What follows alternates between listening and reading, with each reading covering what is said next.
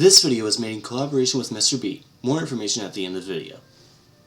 So, you are a country, and you have taken note of the European Union and its 28 member nations, and all the nice things going on there, well, with their multinational currency and open borders and all that, and you decide you want to be a part of it too. So, what do? Okay, so your government and people have democratically decided that it would be in your best interest to join the European Union. But first, we must ask, who can join the EU? Well, for a European Union, it's no surprise that the preference might be given to European countries, so an independent Cascadia might have to try other alliances. Morocco was even refused entry in 1987 for this reason.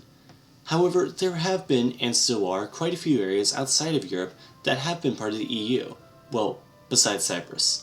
This is because, from the 1500s all the way up to the age of the internet, Western European countries have established huge colonial empires across the world. France got half of Africa, Germany got Namibia, Italy got Albania, Serbia got nothing, Portugal got Brazil, Spain got America, Britain got everything, Norway got everywhere no one can live, and Russia got everywhere that looks like this. In more recent times, this has happened with Greenland through Denmark, and Algeria through France, and is still true to this day with Saint Martin, French Guiana and Mayotte through France, the Canary Islands through Spain, the Faroe Islands through Denmark, the Madeira Islands and the Azores through Portugal, and way too many others to mention through the UK. Okay, but let's say your country is fully in Europe as disputed by no one. What are the social requirements? You don't just run a successful popular referendum and waltz into the European Commission saying, "I'd like to join." The main requirements for joining the EU, known as the Copenhagen criteria, are 1. Stable institutions to guarantee democracy, the rule of law, human rights, and respect for and protection of minorities. 2. A functioning market economy and the capacity to cope with competition of market forces in the EU. And 3. The ability to take on and implement effectively the obligations of membership, including adherence to the aims of political, economic, and monetary union. Okay, that was quite a mouthful, so let's break that all down. The first rule is pretty easy to understand.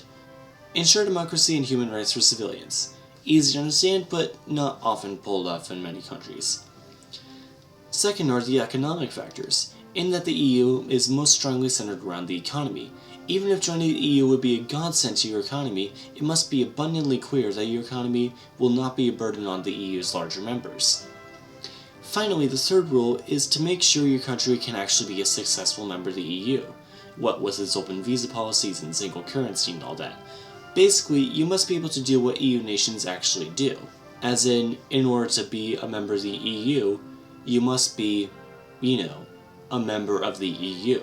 There are some exceptions to some of these rules though, most famously with Britain's opt-outs for the Eurozone and Schengen. These just require opt-out treaties upon entry. Of course, if you don't want open visa policies and all that, the EU probably isn't for you. Part of what takes the process so long, though, is that the applicant country has to enact many of the EU laws that will eventually apply to it, which itself can take quite a bit. So, which countries are currently trying to join the EU? These countries are called candidate countries for obvious reasons, and include Albania, Montenegro, Serbia, Macedonia, yes I know, and with probably the most notable being Turkey. There are also 2 potential candidates, being Bosnia and Herzegovina and Kosovo, yes I know, both complete with adorable EU-inspired flags. 3 of them, Serbia, Montenegro, and Turkey, are currently negotiating, though Turkey has unfortunately been on hold after the 2016 coup attempt. Serbia and Montenegro, however, though now referring to 2 separate countries, are expected to be able to join somewhere between 2019 and 2025. During the negotiation period, the candidate countries and the European Commission must come to a firm agreement on the Acquis Communautaire, which is basically a law book on how to Europe. It is divided into more than 30 chapters, which are agreed upon often one by one, and agreements can take a while. Montenegro has finished 3 of the chapters, Serbia has finished 2, and Turkey has only finished 1. Wait, but what about all the independence movements, like in Scotland, Catalonia, and Flanders? Well, that is a rather iffy issue, as it is still yet to happen, where a country is formed through independence from an EU country. Basically, it looks like something that will have to be looked at when it happens.